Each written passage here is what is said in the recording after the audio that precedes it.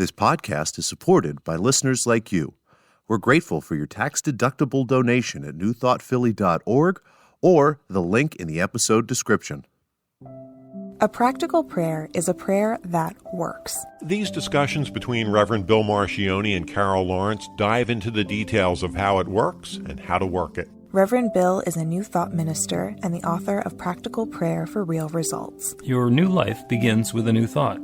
Carol Lawrence is on a spiritual quest, finding the New Thought teaching after decades on the pulpit in 3 different traditional denominations. I've got some questions. Together, they're exploring the philosophy and activities that come together from many of the world's religions to create the practical spirituality that is New Thought.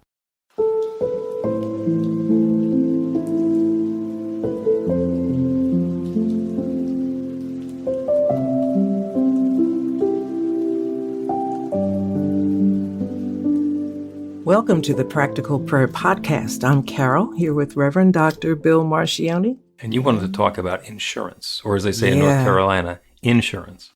Insurance. Yes. Yeah. Yes. And, okay, so you go ahead and tell me what your take on insurance is. Okay, so I think I mentioned that it came to me this weekend when I was going through insurance, making sure everything was in place. And a friend of mine called and I had a little situation going. The subject of prayer came.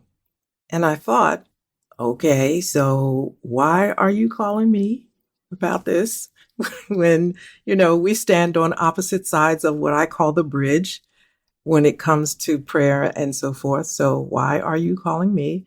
And then it dawned on me, she was looking for insurance.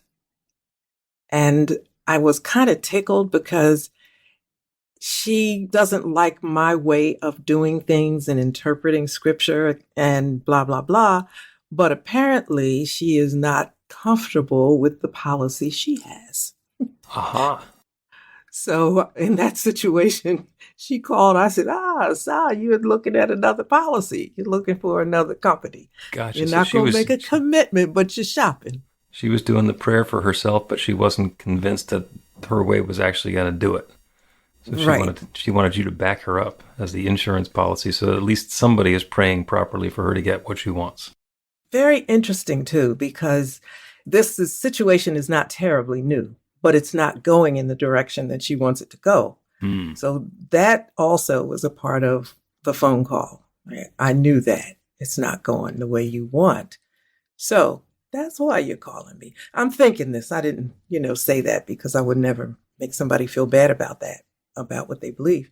But, it's hard sometimes not to be respectfully tickled because I thought immediately of Reverend Ike, who, by the way, does the most amazing affirmative prayers. I mean, everything he says and does is right in line with the things that you have taught, just a little bit, quite a bit more flamboyant, but it boils down to the same. A little flashy. Yeah. Well, a lot flashy, but that's cool. I can go look past that. It's the content we're after, right? Mm-hmm. So, and I wanted to say so badly, you know what? Just turn on Ike. I could just give you, this will work for you. You'll be able to understand this a lot better. But then you go into, I don't like Ike and I don't like this. So insurance, it's all mixed up with perception, interpretation. You don't like the delivery person, it's all these things get in the way of your insurance policy. No wonder people aren't happy with their, Yeah. So, I think it actually happens the other way around because what they'll say is, well, I don't like the flamboyance and I don't like the delivery and I don't like the, referring to God as it, and I don't like this, and I don't like that, and I don't like the way that you structure this, and I don't like the way that you're being presumptuous about you getting what you say just because you're saying it, or whatever. And that is all secondary to the fact that they don't really believe that it's going to work. So all the objections come up about why they're justified in their disbelief that this is an effective prayer practice, and then, of course, they're right. Because if you believe it's not going to work, then it works exactly the way that you believe, which is to look like it doesn't work. So if somebody believes that they are unworthy of let's say, a wonderful, happy, harmonious, loving relationship. If they believe deep down within that they don't deserve that wonderful relationship, then it doesn't matter what prayer they do, what activity they're involved in, any of the rest of it. When the relationship shows up, it will seem wonderful for a little while, and then it'll turn sideways just like the rest of them have. And it's not because they did something specifically wrong. It's because that's the belief that's still operative. And it's simple, but not easy. Right. But you can take it on because it's really about, it's not me, it's not you. It's about what you believe. And then I always go a little bit further and say what you believe about God. You got to start there. Where is God to you? What is God to you? What's your relationship to God? Unless you get that straight, in my mind, you don't have a prayer anyway. Best you have is a hope. And then that's when you take to the phone and call somebody to help you. Yeah. And the help, if somebody with that situation of, wanting to have a loving relationship and a deep down belief that they don't deserve it, they come to me and they ask me to do prayer with them. And I just do the prayer for them to have a wonderful, loving relationship. The prayer will work. And they'll wind up being in the passionate, lusty throes of the beginning of a brand new relationship. And then it will turn sideways because that's what their belief is. Now, if on the other hand, we dive into it and say, well, perhaps we should consider what all of these unsuccessful, unhappy relationships have in common, and just have a really frank conversation about that and see what's going on. Eventually, it comes down to what they all have in common is the person who's asking you for the prayer. It's like, all right, well, if that's not going to change, then nothing else is going to help. So getting a willingness to change that conception. And by the way, it doesn't hurt to get somebody to let go of a belief that they don't deserve a loving relationship. That's actually a really nice thing to do for them. It is. And while you were saying that, I was thinking, listen to the very gentle way that, he's talking about this. And I'm seeing me in the chair saying, look. Hey, what can I do? This is 35 years from, being in the pulpit. I might be a little bit jaded, but I'm saying, look, what you're doing is not working. So let's start with God. Because to me, everything starts with God, right? Oh, yeah. Let's start with God. Why would God not want you to have this loving relationship? Why would God not want you to have all things good in your life when all things work together for good? And all of these promises that are made in scripture that you're familiar with, why do they apply to everybody else except for you? Mm-hmm. So you don't have a good answer for that. So it's not God, it's you. Now, don't get upset. It's us because of what we have carried with us for so many years. Yeah. The way I describe that is spiritual arrogance. Same conversation that you're talking about, which is, so we've seen that there are people who have like wonderful, loving relationships, so those are possible. And is there anything that would keep any particular person from being able to have a loving relationship? No, and it comes down to, well, no, God doesn't want me to have a loving relationship. What makes you think you're so special that out of the 8 billion people on the planet, and Lord knows how many billions and trillions of galaxies and stars, that you're the only one who doesn't deserve it? Well, I remember... What are the chances of that being true? I remember the first time I heard you say that. And I never looked at it that way before. And you called it arrogant. And I'm thinking, yeah. Now, I don't have a whole lot of warm fuzzies, right? I always say I got like 2.5, 3, yeah. And I said, but I got a little bit, I got one tucked away on this one because, yes, I see what you're saying. And that is so funny. But I kind of feel badly for people who feel like they don't deserve. Because I don't start with that part of the conversation. We usually go I know around. You do. You're very compassionate. We go around the circle a few times before I get to the point of pointing out that what they're saying is just supremely arrogant, and they probably don't want to be saying that. Yeah. God loves everybody except me. And I want to make sure the world knows you are very compassionate. It's just people feel so they've been so beaten and so disappointed in so many ways in their life. And that starting with God and the love of God is a starting point for me. If it's not God, then who is it? And we're not talking about the one with the pitchfork, because that's like not in the conversation. If it's not God, then you are misinterpreting everything. So let's go back and look at God. Give God a break, right? God's trying to do some good things for you, and you're saying, I don't deserve it. How about we try letting some good come to your life? Amen. Let's take a break and then talk some more about God.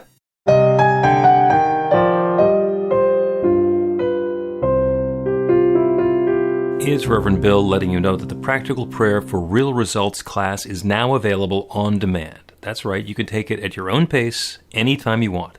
All of the information is at bethelight.com. That's b-the-light.com. You know where to find that stuff. The class is 5 lessons, broken down into 18 modules, and you can take them at whatever pace is comfortable for you. As you work through the process, it starts out with the theory, goes into the practice, there are experiential activities and exercises, and at the end of the program, you will wind up with an understanding of how practical prayer works, and a practical prayer for yourself that will work to create transformation in your life. And as you know, it works for everything. Take a look at the class online at bethelight.com. There's a sample lesson so you can see how the class is going to work for you and then dive in. The great news is it's on sale now. You can register and save $20 off of the regular price. I'm looking forward to seeing you in class.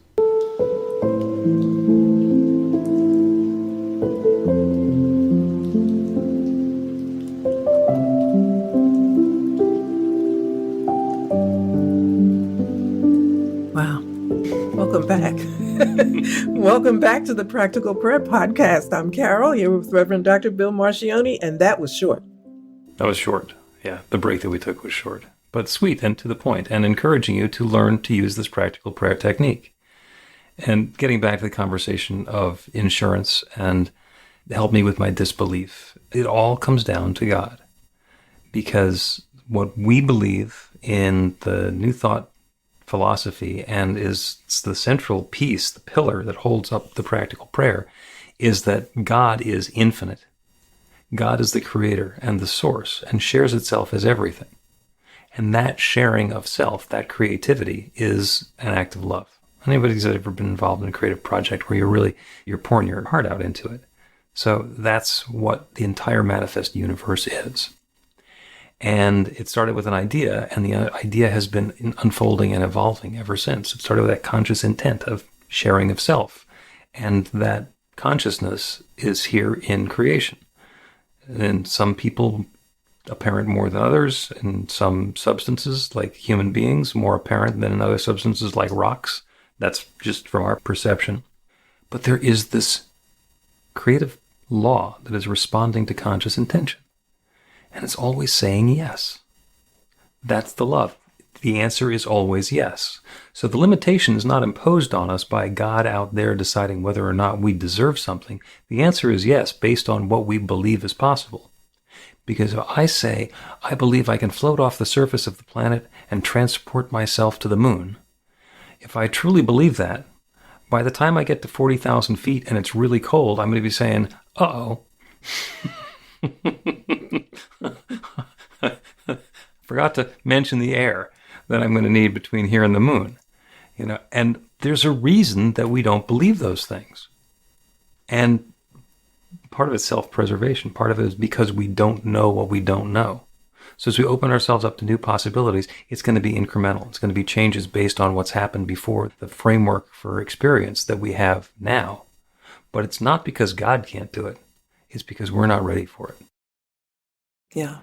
In the first practical prayer class that I took with you, you were talking about incremental things, like you want to ask for things, or I use the term ask, not for $1 billion, but maybe start with something you can believe in, like a parking space, or small things like that. Or finding money on the ground. That's not outside of our belief system. We've all found a penny or a quarter on the floor. And so, yeah, that could happen. And then, $6 later in quarters. It's like, this is happening a lot. But connecting the happening to the ask, that's the consciousness part, I think. Because you can get that parking space and not think that, sometimes you luck up and you get the parking space. But you ask, when you connect the ask with the result, and that happens enough. At least that was my experience. It happens enough. I thought, well, wait a minute, it's something to this.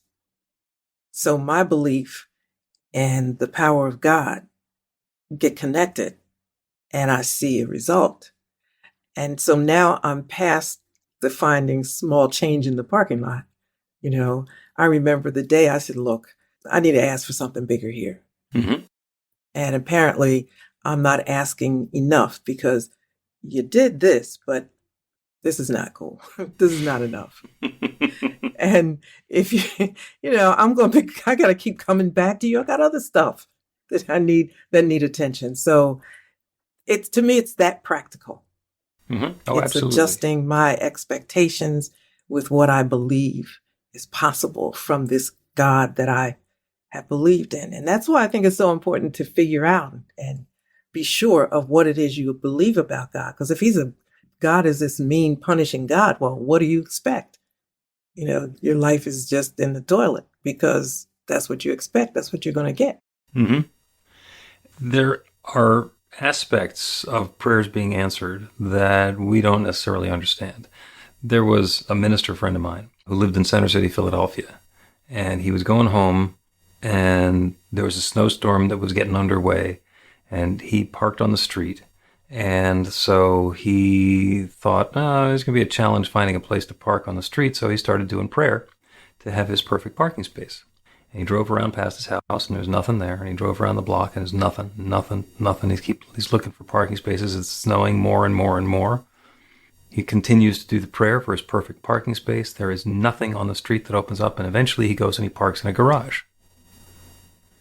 And he thought it was a failed prayer. And maybe his perfect parking space was in the garage. Mm-hmm. So get over your small self and thinking that you want to save $20, because to get the quote perfect parking space on the street and then have the truck get destroyed by somebody who's slipping on the ice, that's not a favor either. When we're praying for our perfect parking space and the one that we've picked out of the catalog doesn't show up, maybe there's something bigger going on for us. Now you're taking us to the next level of faith when it comes to prayer. Faith, period. Yeah, God knows how this is going to work. And and I can tell you, I have always had suggestions for God. I'll ask, but if you're busy, I do have this worked out. Right. If you just want to go with that. Here's one possibility that could happen. I'll take this one, or even something better. Yeah. So I got it covered all the way around. Well, when you were talking about insurance, I thought that's where you were headed. I got it covered. I got it covered, and the insurance is I'm going to ask God to help too. No, I kind of let that one, go a little bit, because if you bring me back to faith, or I bring myself back to faith, what do you believe? Like, so many times things work out differently than I might have expected or had not necessarily been on my plan. Looks a little different. Mm-hmm. And, back in the day, I'd get a little miffed about it. But then again, what do I believe about God? God knows better than I know. Spirit knows better, sees further, all of that good stuff. So if I put all that in place, I check what I believe, then this result must be a divine result. It must be what I need right now. So I'm not always happy. I'm not going to lie. And I don't even try to say, okay, I'm just going to be happy. No, I'm just going to be believing. I'm just going to be trusting. Yep. That I'm going to see the good in this. Yeah, I think I've mentioned a few times before that life is kind of divided up into experiences of joy and opportunities to learn. Mm-hmm. And there are times when I am just ready for an experience of joy and I'm getting another opportunity to learn. And it's like, all right, enough with the learning. Yeah. Let me get back to the joy. Can we just get back to the joy, please? Yes. We can do a couple of episodes on that one. The other thing, when you were talking about insurance, there's the notion like when we get into this prayer practice, we are absolutely confident that everything is unfolding in divine perfection and God's love is at hand and good and more good and more good is coming to me and everybody around me. In which case, why would we ever need an insurance policy? And there are people who get involved in, especially in the running of churches and spiritual communities, where they're trained in the prayer technique and they're also on the board of trustees. And as a prayer practitioner, you know that all is unfolding in divine perfection. And as a trustee, you're making sure that the liability policy is paid up. And so, like, what's going on with that? And the answer is, because we are living in the world, we are going to take the steps that are required to be good stewards of what we have in the world. And the best practices say get insurance, have a, whatever it is, the liability policy and this thing covered and that thing covered in case somebody does something along the way. And the reason that that doesn't interfere with the philosophy or the teaching at all is because there might be a learning experience going on for somebody that will involve an insurance claim. Maybe there's somebody doing a woe is me, how could anything get any worse? And they'll slip and fall on the sidewalk in front of our place, and suddenly they've got an insurance claim, and they went from woe is me to, needing chiropractic care, and then suddenly there's money. And like, woe isn't you, but you had to take a stumble in order for something to happen. And the insurance policy fits into all of that, and it keeps us from having to try and constrain the circumstances to the point where the pain is much greater for a lot of people, or a lot more people. So we get the insurance. Because we're good citizens and we're smart and we're intelligent and everybody's not playing by the same playbook. Right. So and you just want to be covered. And the insurance agent got to eat. So, okay, I mean, that's not why I buy insurance, but I'm not responsible for the big picture either.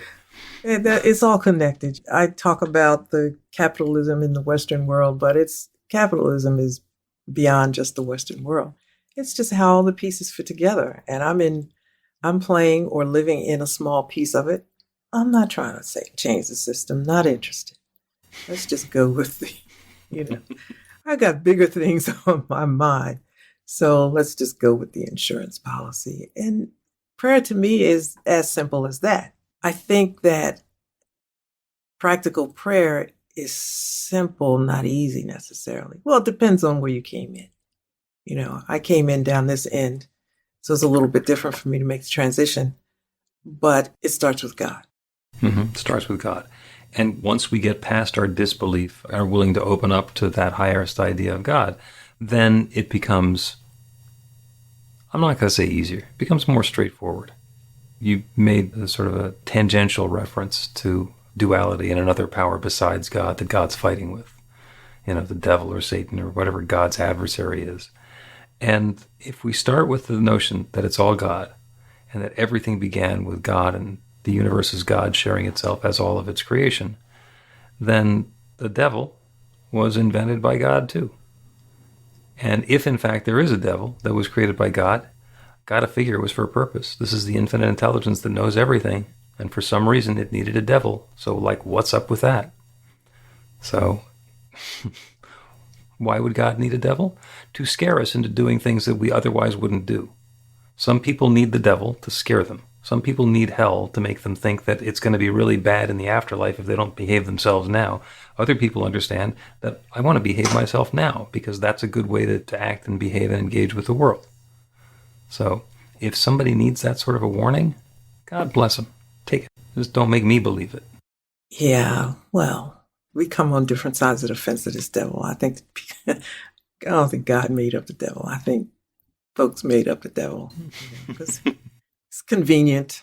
Been around a long time. That thought's been around a long time. And yep. Just so long that it's a volume of information and beliefs about it. Just let's deal with God. Because even if you have a devil, if that's what you choose, God is the big guy. God is the big power. He, she, it, whatever you wish to call it. Nothing bigger, nothing stronger, nothing greater. So you're telling me that? I don't need to be concerned about anything else? Okay, listen, Let me have a talk with you, God.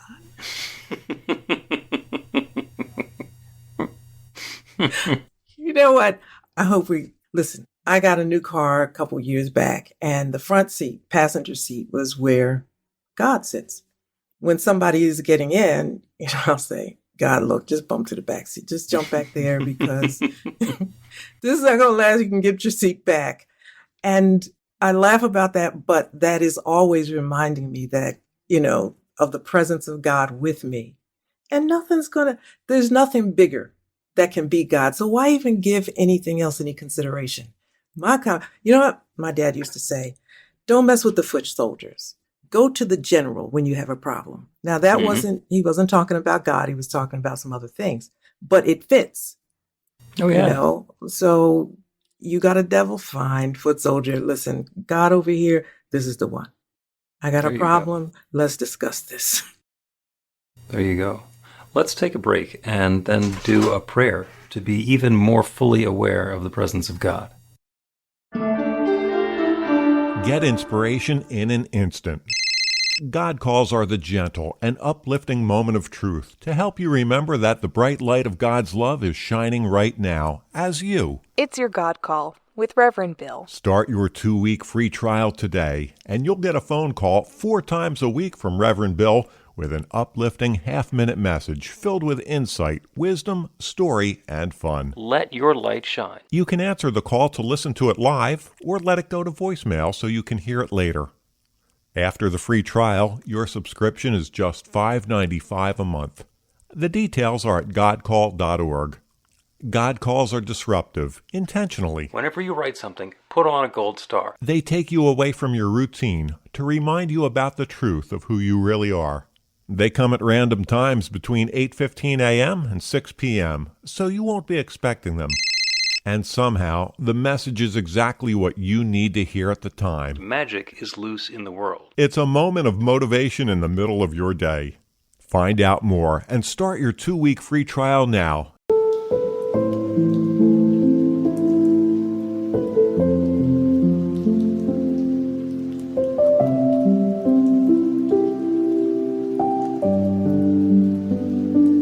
Welcome back to the Practical Prayer Podcast. I'm Carol, and this is Reverend Bill Marcioni. We're going to do a prayer because we've been talking about insurance, and prayer is insurance.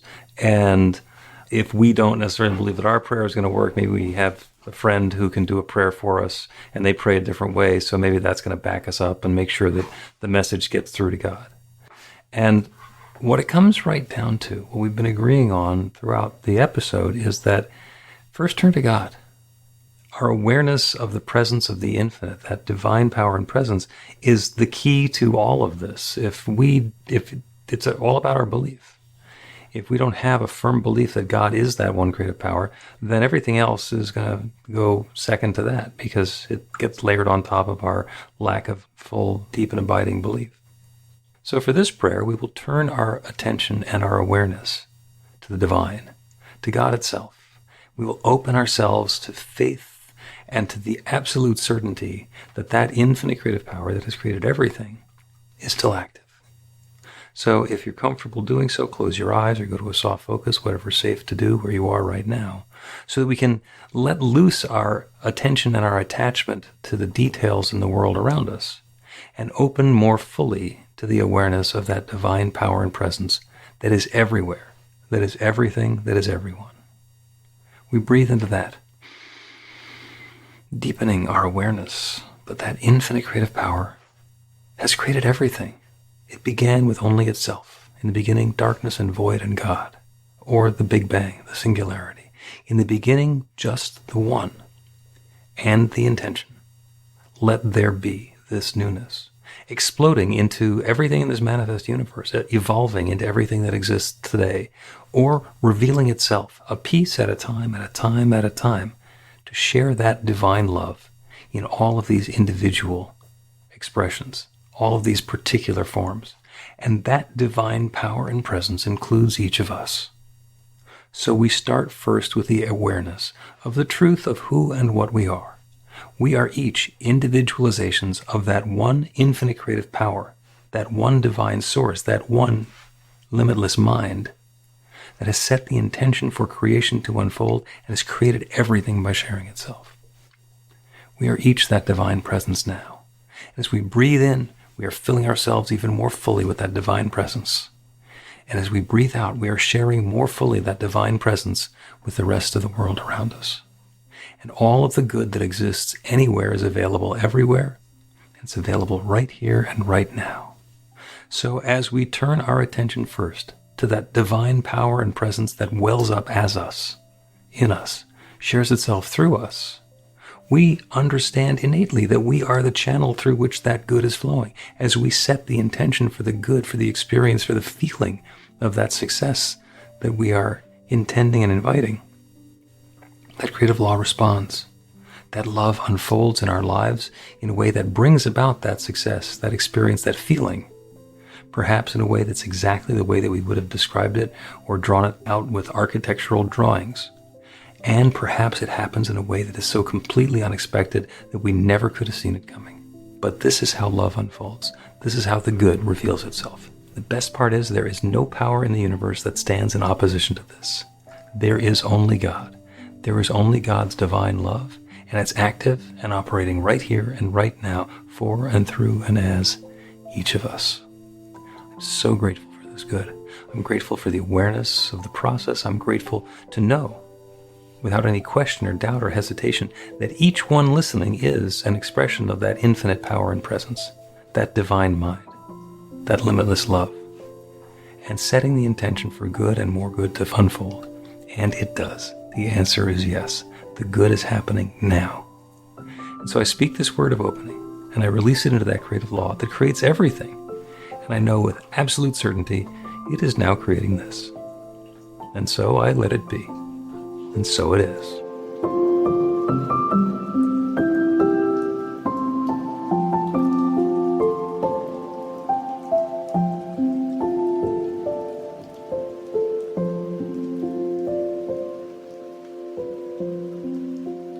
The Practical Prayer Podcast with Reverend Bill Marcioni and Carol Lawrence is a production of BeTheLight.com, be-the-light.com, where you can find more information about practical prayer for real results. Our theme is by Music of Wisdom.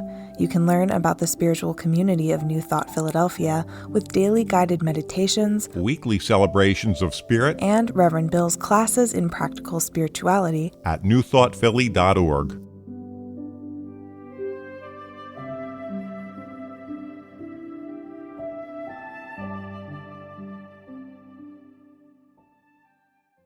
This podcast is supported by listeners like you. We're grateful for your tax-deductible donation at newthoughtphilly.org or the link in the episode description.